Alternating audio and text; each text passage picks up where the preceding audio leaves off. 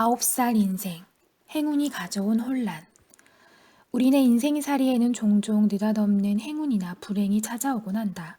그리고 그것은 느닷없이 우리 삶을 뒤흔들어 우리를 전혀 다른 존재로 바꾸어 놓기도 한다. 우리는 바로 이때를 조심해야 한다. 예전의 나와 느닷없이 바뀌어 버린 나. 어느 쪽이 진짜 나인지 혼란에 빠져버리기 십상이기 때문이다. 9살적 내게도 느닷없이 행운이 찾아와 잠깐 동안 내 삶을 뒤흔들어 놓았다.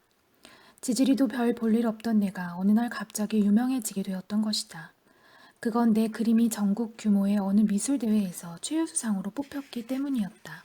정말 느닷없는 일이었다.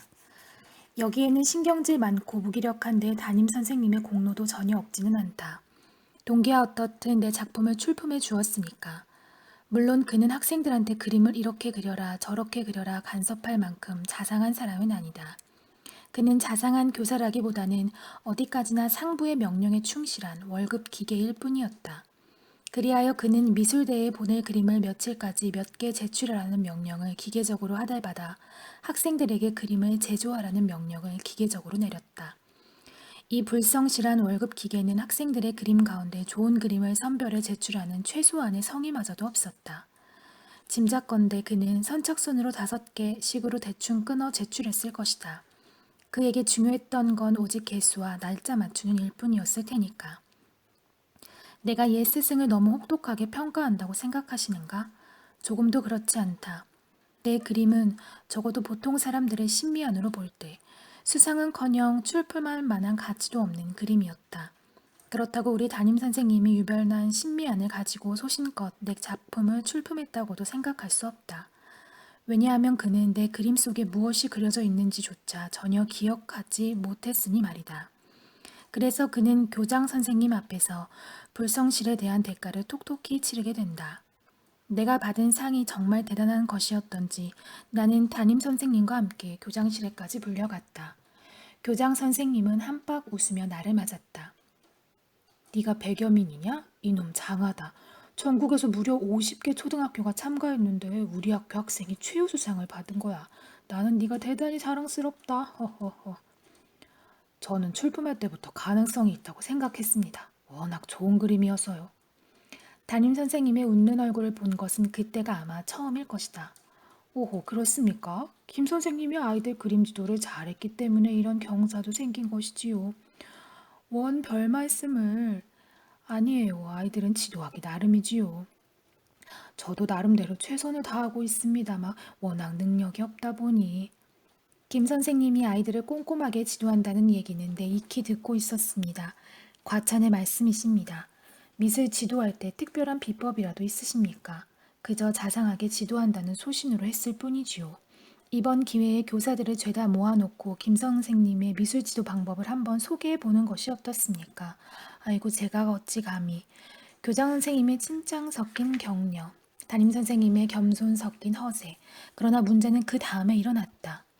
그래, 이번 수상 작품은 무엇을 그린 작품인가요? 나는 아직 작품을 못 봐서. 교장 선생님은 담뿍 웃으며 물어보았다. 예, 그러니까 그게 그 당황한 표정이라니. 교장 선생님이 빤히 쳐다보며 답변을 기다리고 있는 그 짧은 시간이 그분한테는 얼마나 길게 느껴졌으랴. 자상하고 꼼꼼하게 지도한 그림 속에 무엇이 그려져 있었던지를 떠올리기 위해 그분은 정말 최선을 다하고 있는 눈치였다. 시뻘개진 얼굴, 돋보기 안경 속에서 번뜩이는 교장 선생님의 의욕에 찬 눈길.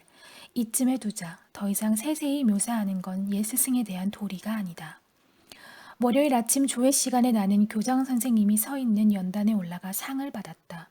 커다란 트로피와 상장, 그리고 포장지에 쌓인 상품도 받았다. 교장 선생님은 내가 받은 상이 얼마나 대단한 것인지, 어린 시절 미술 교육이 얼마나 중요한 것인지 한참 동안 연설하였다.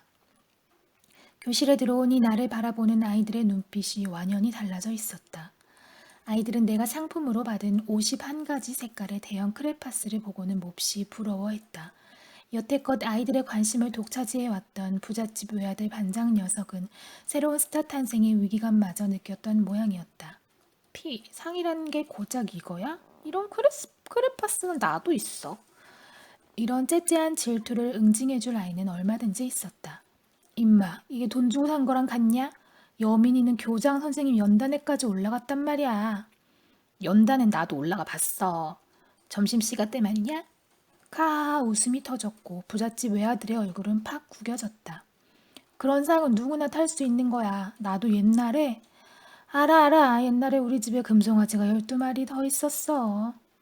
몰락한 스타는 입술을 질끈 깨물며 떠나버렸고 아이들은 새로운 스타 둘레에 모여 감탄과 찬사를 아끼지 않았다.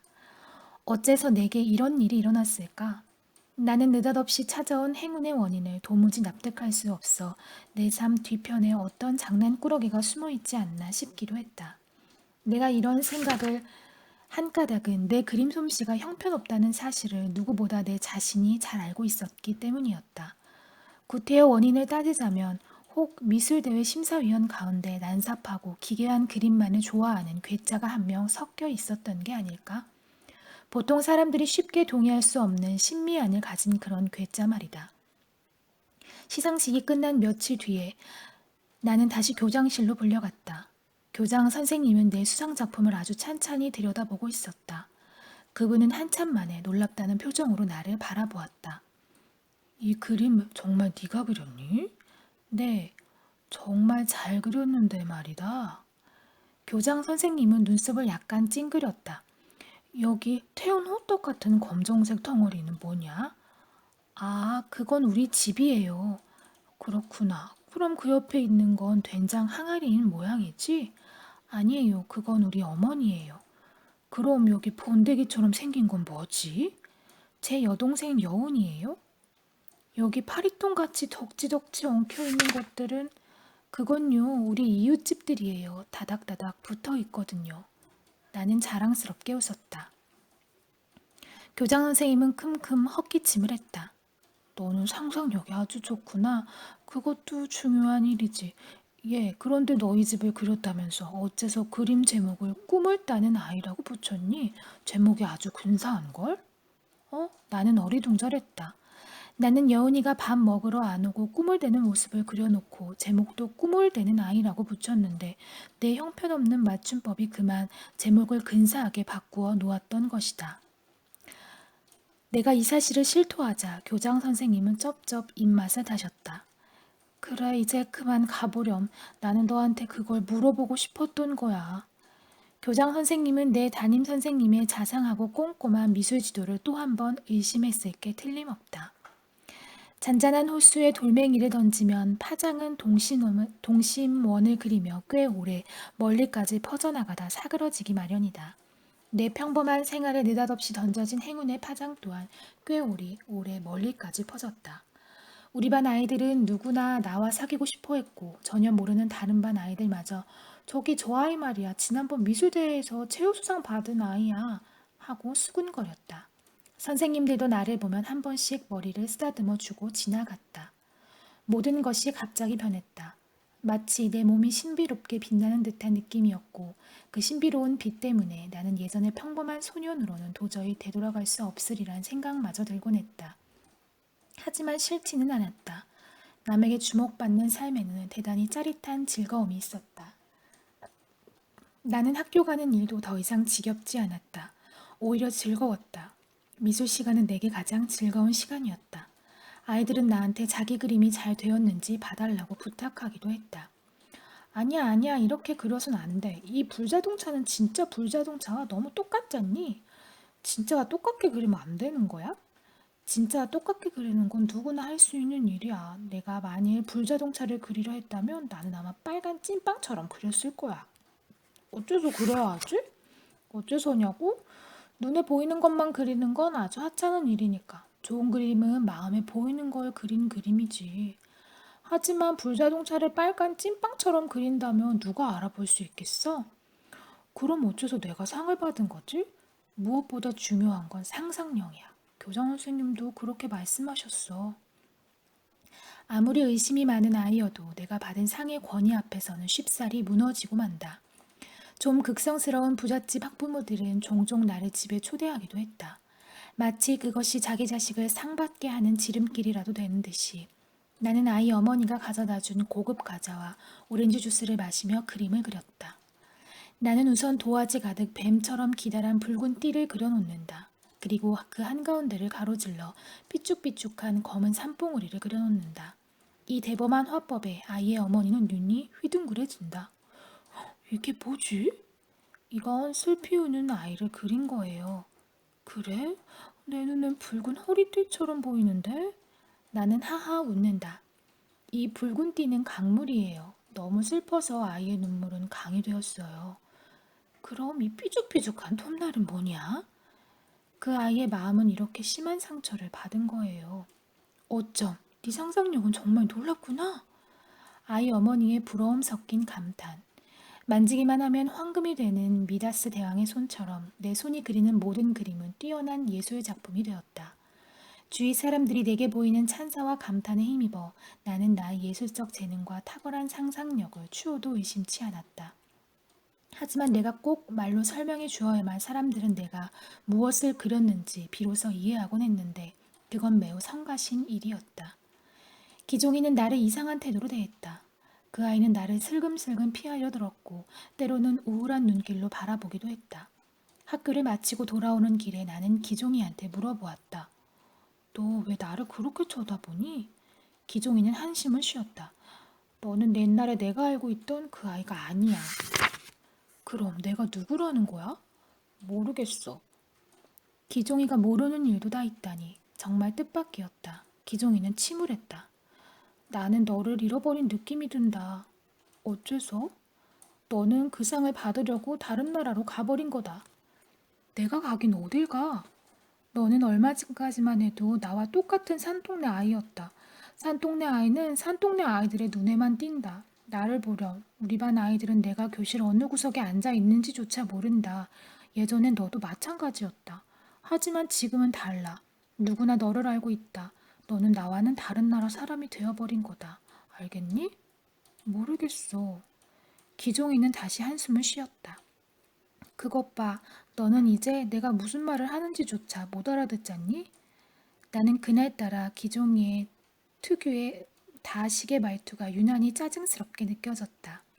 나는 네 말은 예전에도 잘 알아들을 수가 없었어 하고 쏘아붙여 주려다 참았다. 너 지금 나를 질투하는 거니? 질투? 기종이는 잠시 나를 쳐다보다가 고개를 떨구었다. 아니야, 나는 예전엔 너를 질투했었다.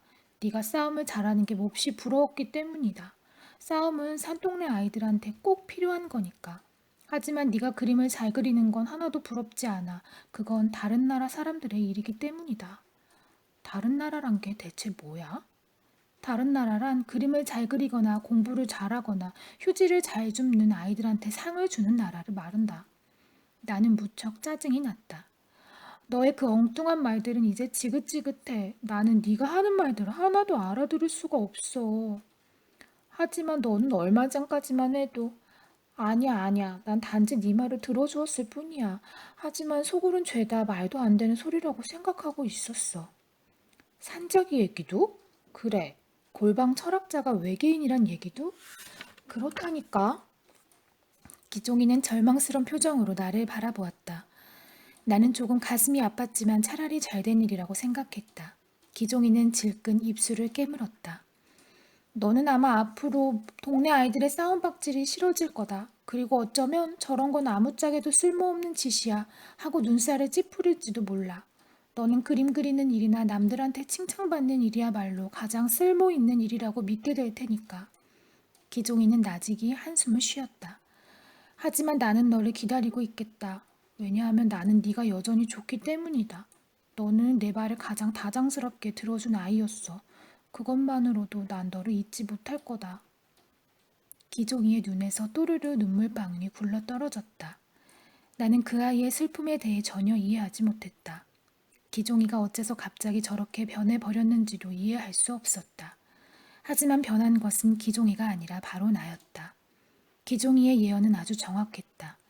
나는 동네 아이들의 싸움박질이 지긋지긋해졌고 저런 건 아무짝에도 쓸모없는 짓이야 하고 믿게 되었으니까 말이다. 대신에 나는 칭찬을 받기 위해 정말 열심히 그림을 그렸다.